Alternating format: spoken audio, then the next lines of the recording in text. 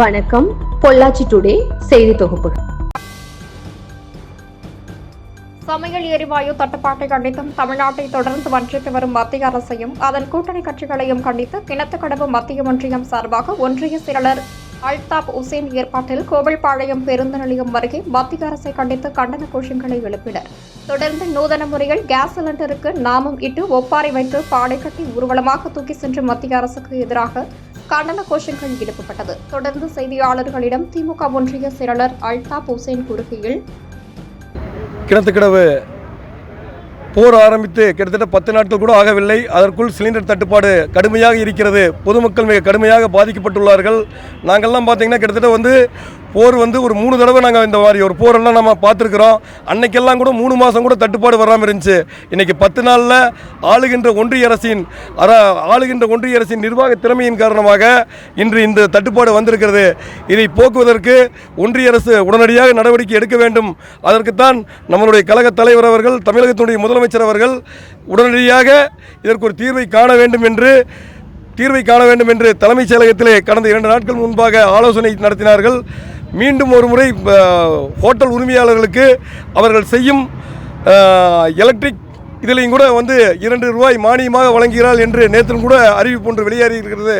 அதற்கு ஹோட்டல் உரிமையாளர்களெல்லாம் தலைவர் அவர்களுக்கு நன்றி சொல்லியிருக்கிறார்கள். அதற்கு என் தலைவருக்கும் என்னுடைய சார்பாகவும் கிணத்துக்கடவு மத்திய ஒன்றியத்தின் சார்பாகவும் என் நன்றியை தெரிவித்துக் கொள்கிறேன். கழக தலைவர் தமிழகத்தினுடைய முதலமைச்சர் அறிவித்துள்ளபடி இன்று பொள்ளாச்சி தொகுதி பொள்ளாச்சி சட்டமன்ற தொகுதி கிணத்துக்கடவு மத்திய ஒன்றியத்தில் அதை நாம் எதிர்ப்பு தெரிவிக்கும் வகையிலே சிலிண்டரை பாடையில் கட்டி எங்களுடைய எதிர்ப்பை நாம் தெரிவித்திருக்கிறோம். ஆனைமலை அடுத்த அங்கலக்குறிச்சி அருகே உள்ள 1500 அடி மலை உச்சியில் உள்ள நந்தகோபால் சுவாமிக்கு சிறப்பு பூஜை. ஆனைமலையை அடுத்த அங்கலக்குறிச்சி அருகே அமைந்துள்ளது நந்தகோபால் சுவாமி மலை. கரடுமுரடான பாதைகளை கடந்து சுமார் 1500 அடிக்கு மேல் உள்ள நந்தகோபால் சுவாமி மலையில் ஏறி பக்தர்கள் சுவாமி தரிசனம் செய்வது வழக்கம். சனிக்கிழமை அமாவாசை தினங்களில் மட்டுமே இங்கு வழிபாடு செய்ய பக்தர்களுக்கு அனுமதி உண்டு. இந்நிலையில் சனிக்கிழமை என்பதால் காலை முதலே பக்தர்கள் மலை ஏற துவங்கினர். மலையேறி வந்த பக்தர்கள் நீண்ட வரிசையில் காத்து நின்று நந்தகோபால் சாமி பாமா ருக்மணி தாயாரை வழிபாடு செய்தனர். மாசி மாதம் கடைசி சனிக்கிழமையை ஒட்டி சிறப்பு அலங்காரம் செய்யப்பட்ட விசேஷ பூஜைகள் நடைபெற்றது. தொடர்ந்து பக்தர்கள் தங்கள் வேண்டுதலாக மலை உச்சியில் உள்ள கற்களை அடுக்கி வைத்து தங்களுக்கு வீடு கட்ட வேண்டும் என வேண்டுதலையும் நிறைவேற்றும் விதமாக கற்களை அடுக்கி வைத்து வழிபாடு செய்தனர். மேலும் பரம்பரை பூசாரி கிருஷ்ணமூர்த்தி கூறுகையில், கோவிலுக்கு வரும் பக்தர்கள் பிளாஸ்டிக் பை எளிதில் தீப்பற்றக்கூடிய பொருட்கள் எடுத்து வர வேண்டாம் எனவும் பக்தர்களுக்கு சனிக்கிழமை மற்றும் அமாவாசை தினங்களில் காலை 7 மணி முதல் மாலை 4 மணி வரை மட்டுமே வனத்துறை அனுமதி அளிக்கப்பட்டுள்ளதாக, அதனால் பக்தர்கள் குறிப்பிட்ட இந்த நேரத்தில் மட்டும் சாமி தரிசனம் செய்துவிட்டு செல்லுமாறு தெரிவித்தனர். மத்திய அரசை கண்டித்து கோவை மாவட்டம் பொள்ளாச்சியில் மதச்சார்பற்ற முற்போக்கு கூட்டணி சார்பாக நூதன முறையில் ஆர்ப்பாட்டம் நடைபெற்றது. சமையல் எரிவாயு தட்டுப்பாட்டை கண்டித்தும் தமிழ்நாட்டை தொடர்ந்து வஞ்சித்து வரும் என்டிஏ அரசையும் அதன் கூட்டணியையும் கண்டித்து பொள்ளாச்சியில் மதச்சார்பற்ற முற்போக்கு கூட்டணியின் சார்பாக மாபெரும் கண்டன ஆர்ப்பாட்டம் பொள்ளாச்சி நகர திமுக சார்பாக காந்தி சிலை மற்றும் மத்திய தபால் நிலையம் முன்பு நடைபெற்ற ஆர்ப்பாட்டத்திற்கு நகர செயலாளர்கள் நவநீத கிருஷ்ணன், அமது பாரதி தலைமை தாங்கினர். இதில் நூதன முறையில் கேஸ் சிலிண்டருக்கு நாமமிட்டு விறகு அடுப்பில் சமையல் செய்து கேஸ் சிலிண்டரை சுற்றி கும்பி அடைத்து மத்திய அரசுக்கு எதிராக கண்டன கோஷங்களை எழுப்பினர்.